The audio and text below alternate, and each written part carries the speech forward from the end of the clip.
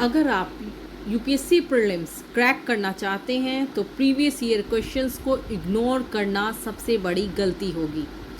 आज हम सॉल्व करेंगे यूपीएससी के ज्योग्राफी के 5 previous year questions. Hello aspirants, welcome to Chandramani IAS academy. First question आपके सामने है। Consider flowing statements. Statement first क्या बोलता है? Thickness of the troposphere. आपको शब्दों पे ध्यान देना है। Thickness of the troposphere of the equator is much greater as compare to pole. Second, at the equator heat is transported to great heights by strong convectional currents. कथन पहला कहता है कि भूमध्य रेखा पर ट्रोपोस्फियर की मोटाई ध्रुवों की तुलना में अधिक होती है। क्या ये सही है? सेकंड बोलता है कि भूमध्य रेखा पर जो संवहनीय धाराएं होती है, कन्वेक्शन करंट्स होती हैं, उनके द्वारा ऊष्मा ऊंचाई तक पहुंचाई जाती है। बताएं दोनों में कौन सा करेक्ट है। ऑप्शन आपके सामने दिए हुए हैं ए, बी, सी, डी। क्या इक्वेटर पर मोटाई ज़्यादा है ट्रोपोस्फियर की ध्रुवों की तुलना में? और भूमध्य रेखा पर क्या कन्वेक्शन करंट्स चलती है? वो क्या हीट को ऊंचाइयों तक ले जाती है? करेक्ट है दोनों। इक्वेटर पर क्षोभ मंडल यानी ट्रोपोस्फियर की मोटाई अधिक होती है और भूमध्य रेखा पर कन्वेक्शन करंट्स द्वारा जो है ऊष्मा ऊंचाई तक पहुंचाया जाता है। Heat is transported to great heights by strong convectional current, यानी इसका आंसर है ए। ठीक है, इसका आंसर क्या है? ए। आगे बढ़ते हैं। सेकंड है, देशों के नाम दिए हुए हैं। Italy, Japan, Nigeria, South Korea, south Africa. आपको बताना है which of the above countries are frequently mentioned in the media for their low birth rates or aging population or declining population। आपको बताना है कौन कौन से देश थे ये। Italy, Japan, Nigeria, South Korea and South Africa. A, B, C, D. A, B, C, D. इसका आंसर होगा आपका इटली, जापान, साउथ कोरिया, यानी ए। नेक्स्ट है statement first. In January in the northern hemisphere the isotherms bend equatorward while crossing the land masses and poleward while crossing the ocean। Isotherm क्या होता है? Isotherms क्या है? जो same temperature को क्या करती है? जो सेम टेम्परेचर को जोड़ती है, आइसोथर्म्स। तो मतलब क्या है इसका? क्या बोल रहा है कि जनवरी में उत्तरी गोलार्ध में आइसोथर्म्स समताप रेखाएं जो होती हैं वो भूमि से गुजरते समय भूमध्य रेखा की ओर झुकती हैं और महासागरों पर ये गुजरते समय ध्रुवों की ओर झुकती हैं। सेकंड है कि in January the air over the oceans in warm than the over the land masses in the northern hemisphere. इसमें से बताना है कौन सा करेक्ट है कि जनवरी में जो उत्तरी गोलार्ध में महासागरों की ऊपर की हवा भूमि की तुलना में अधिक गर्म होती है। उत्तरी गोलार्ध में महासागरों के ऊपर की हवा भूमि की तुलना में अधिक गर्म होती है। आपको बताना है इसमें कौन सा करेक्ट है।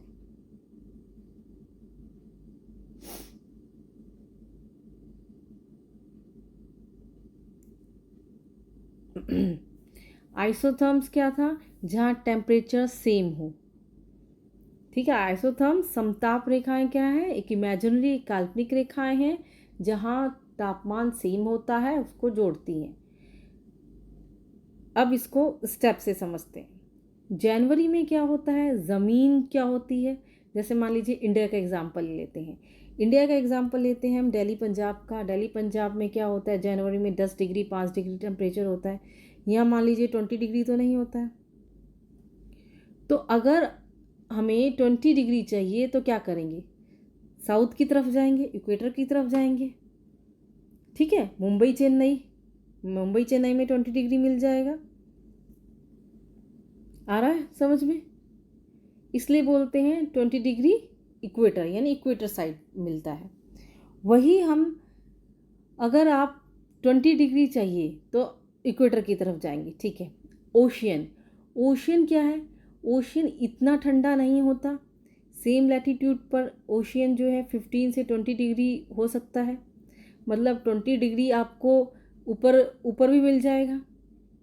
ठीक है, इसलिए ओशियन क्या कहेंगे, पोल शिफ्ट हो जाता है, यानी कि ध्रुवों की तरफ। हमें 20 डिग्री सेल्सियस यहाँ भी मिल जाता है। क्यों? क्योंकि जल तो धीरे धीरे ठंडा होता है ना, एकदम से तो ठंडा नहीं होता है।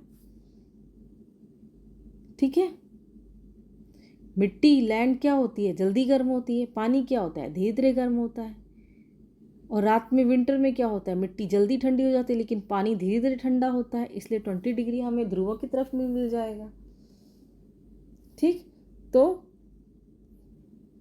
आंसर क्या होगा इसका? आंसर है इसका ए। ठीक है, नेक्स्ट देखते हैं। Statement first, scientific studies suggest that a shift is taking place in the earth rotation and axis. वैज्ञानिकों के अध्ययनों से पता चला है कि पृथ्वी का घूर्णन और अक्ष क्या बदलाव हो रहा है। आपको बताना है करेक्ट है या इनकरेक्ट। सेकंड, जो solar flares and associated coronal mass injections bombarded the earth outermost atmosphere with tremendous amount of energy. सौर ज्वालाएं जो होती हैं और उनसे जुड़ी जो कोरोनल मास इंजेक्शन है, क्या पृथ्वी के बाहरी वायुमंडल पर, जो पृथ्वी का बाहरी वायुमंडल है, आउटर मोस्ट एटमॉस्फेयर है, क्या उस पर बहुत अधिक ऊर्जा के साथ प्रहार करती है? क्या बताना है आपको, ठीक है या गलत। फिर है थर्ड स्टेटमेंट क्या कह रहा है, as the earth's polar ice melt the water tends to move toward the equator. जैसे जैसे पृथ्वी की ध्रुवीय बर्फ पिघलती है, पानी भूमध्य रेखा की ओर बढ़ने लगती है। अब आपको बताना है इनमें से कौन सा करेक्ट है। हम पहला समझते हैं, अर्थ की रोटेशन और एक्सिस शिफ्ट हो रहा है, ये साइंटिफिकली करेक्ट है। अर्थ का रोटेशन फिक्स नहीं है। मास डिस्ट्रीब्यूशन जैसे आइस मेल्ट से क्या है, एक्सिस थोड़ा शिफ्ट हो जाता है। कैसे? मास डिस्ट्रीब्यूशन क्या होता है, मास डिस्ट्रीब्यूशन का मतलब होता है कि अर्थ पर वेट, सिंपल लैंग्वेज में अर्थ का जो वेट है, मास है, भार है, वो एक जगह से दूसरी जगह शिफ्ट हो जाना। ठीक है, जैसे एग्जाम्पल आइस मेल्ट हुआ, सीसो देखा है, झूला ऊपर नीचे, जैसे भार जिस साइड जाता है उसी साइड झुकाव हो जाता है झूले का, उसी तरीके से सिंपल लैंग्वेज में। ठीक है, जहां पहले वेट था वो हटकर अब कहीं और चला गया। ठीक, अब नेक्स्ट क्या है, सोलर फ्लेयर्स और CME। सोलर फ्लेयर्स यानी जो पावरफुल एक्सप्लोजन होता है, और CME कोरोनल मास इंजेक्शन, सन के जो चार्ज पार्टिकल्स होते हैं, ठीक है, का एक बड़ा क्लाउड स्पेस में निकलता है, और ये क्या करता है, अर्थ का जो आउटर एटमॉस्फेयर है उस पर बहुत ज़्यादा एनर्जी डालता है, प्रहार करता है। तो ये भी करेक्ट है। कहाँ करता है ये? आउटर मोस्ट में करता है। ठीक है, आउटर मोस्ट में। ठीक, तो दोनों ठीक हैं। Third, as the earth polar ice melt water tends to move toward the equator. ये भी ठीक है। जब आइस पिघलती है तो पानी लिक्विड होता है, पानी तो क्या करता है, अर्थ घूम रही है, और क्या है ये, इक्वेटर की तरफ पानी जा रहा है, ये बोल रहा है। तो क्या एक फोर्स है, क्या, सेंट्रीफ्यूगल फोर्स पानी को बाहर की तरफ धकेलता है, यानी इक्वेटर की तरफ आता है। ठीक है, तो ये भी करेक्ट है कि जो ध्रुवों की आइस पिघलती है तो वो भूमध्य रेखा की तरफ आ रही है। क्यों? सेंट्रीफ्यूगल फोर्स एक कारण है इसका। ठीक, तो कौन सा करेक्ट आंसर है? इसका करेक्ट आंसर है B, Both statements second and third are correct, but only one of them explain statement first. ठीक है, करेक्ट। शब्दों को अच्छे से पढ़ना है आपको एग्जाम में। अब नेक्स्ट देखते हैं, the longest border between any two countries in the world is between.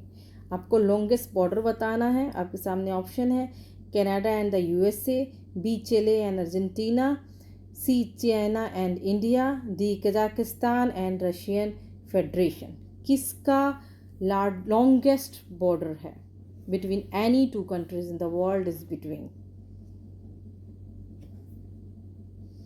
इसका आंसर है आपके पास ए। इसका आंसर है ए, कनाडा एंड यूएसए।